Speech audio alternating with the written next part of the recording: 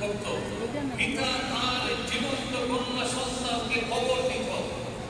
মাদের কোনো ইজ্জত ছিল না, আমাদের বোনদের কোনো ইজ্জত ছিল না। বেশ্যাবৃত্তি ছিল একটা সামাজিক সংস্কৃতি, এমন একটি সমাজে যেখানে দারিদ্র ছিল সমাজের একটা অঙ্গাঙ্গিভাবে জড়িত একটি উপাদান।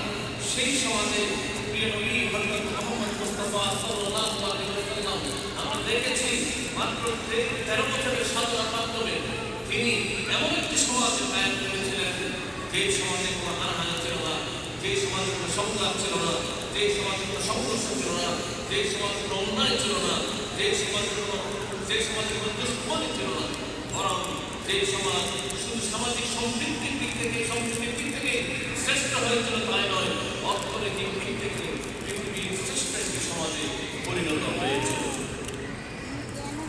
এটার কারণ